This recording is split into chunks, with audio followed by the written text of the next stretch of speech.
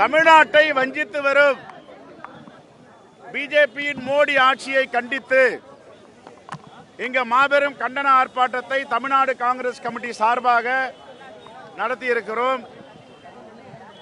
மாவட்டந்தோறும் ஒன்றிய அரசு அலுவலகங்கள் முன்பாக தமிழ்நாடு முழுவதும் இன்று ஆர்ப்பாட்டத்தை நடத்தியிருக்கிறார்கள். தமிழ்நாட்டை ஏன் தொடர்ந்து பாஜகவின் மோடி அரசு புறக்கணிக்கிறது? 10 முறை தேர்தலுக்கு பரப்புரை செய்ய வந்தார் தமிழ்நாட்டிற்கு நரேந்திர மோடி அவர்கள். தமிழ்நாட்டு மக்களை எதற்காக சந்திக்க வந்தார்? வாக்கு கேட்க வந்தார்.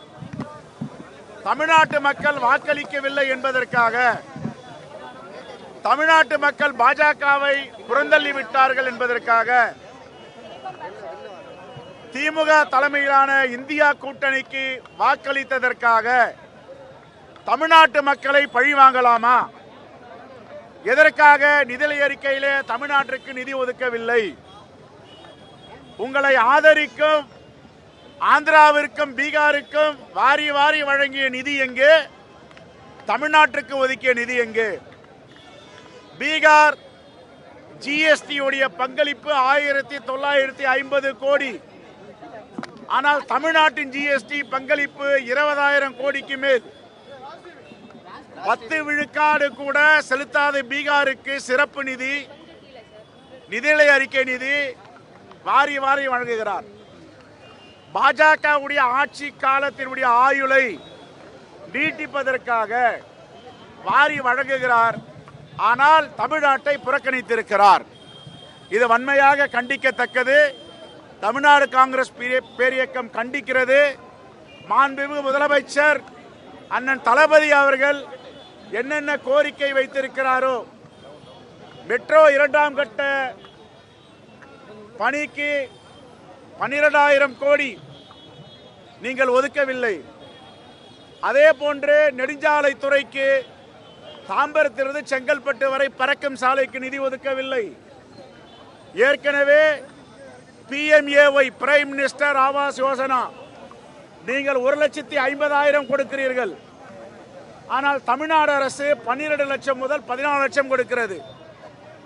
பெயர் மட்டும் PAMY prime minister Awas Yojana, பிரதம மந்திரி வீடு கட்டும் திட்டம். எல்லா போர்ட்லையும் அவர் பேர் இருக்கும். ஆனால் கொடுக்கறது 1.5 லட்சம். இப்போ 3 கோடி பேருக்கு வீடு கட்ட வேண்டும்ன்றார. அதுக்கு ஏதாவது காலநிலை நிதிநிலை எவ்வளவு உயர்த்த போறான்னு சொல்லி இருக்காரா? அப்ப அது என்னுடைய காரணம்? அவர்களுடைய எதிர்பார்ப்பு என்னவென்றால், இன்னும் தமிழ்நாட்டில் நிதிநிலையை உயர்த்த வேண்டும். நான் அறிவித்து விட்டு 1.5 லட்சம் கொடுப்பேன் PMAYக்கு. ஆனால் நீ 15 லட்சம் கொடுக்கணும். அது எப்படி சாத்தியம்?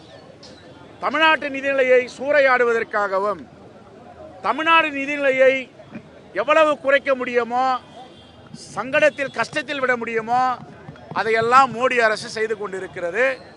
ஆனால் மாண்புமிகு முதலமைச்சர் தன்னுடைய திறமையால், நிதி மேலாண்மையால் 3 ஆண்டுகள் தொடர்ந்து என்னென்ன பணிக்கு எதை செய்ய வேண்டுமோ நிதி ஒதுக்கி வருகிறார். அது மட்டுமல்ல, தேர்தல் வாக்குறுதியில சொல்லாத திட்டங்களை அறிமுகப்படுத்தி இருக்கிறார். தமிழ்நாட்டு மக்களுக்கு கொடையாக கொடுத்திருக்கிறார்.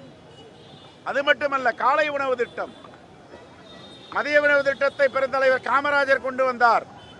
ஆனால் மாண்புமிகு முதலமைச்சர் அண்ணன் தளபதி அவர்கள் காலை உணவு திட்டத்தை தமிழ்நாட்டில் அறிமுகப்படுத்தி இருக்கிறார். இதையெல்லாம் மோடி அவர்கள் தமிழ்நாட்டு முதலமைச்சரிடம் வந்து எப்படி ஆட்சி நடத்த வேண்டும் என்ற பாலப்பாடத்தை அவர் கற்றுக்கொண்டு செல்ல வேண்டும்.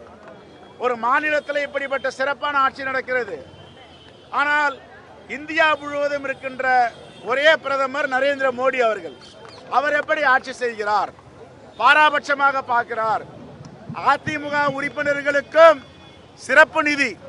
முதலமைச்சர் உங்கள் தொகுதியில் முதலமைச்சர், மாண்புமிகு முதலமைச்சர் உங்கள் தொகுதியில் முதலமைச்சர் திட்டத்தை அறிமுகப்படுத்தினார். அதில் திமுக கூட்டணி கட்சி எம்எல்ஏக்கு மட்டும் கிடையாது, அதிமுக எம்எல்ஏக்கும் உண்டு, பாஜக எம்எல்ஏக்கும் உண்டு. அப்ப தமிழ்நாடு முதலமைச்சர் பாராபட்சம் இல்லாமல் நிதி ஒதுக்குகிறாரு. மோடி ஏன் இந்த ஓர வஞ்சனையை மேற்கொள்ளுகிறார்? தமிழ்நாட்டை ஏன் புறக்கணிக்கிறார்? எங்களுடைய கேள்வி எல்லாம் இதான்.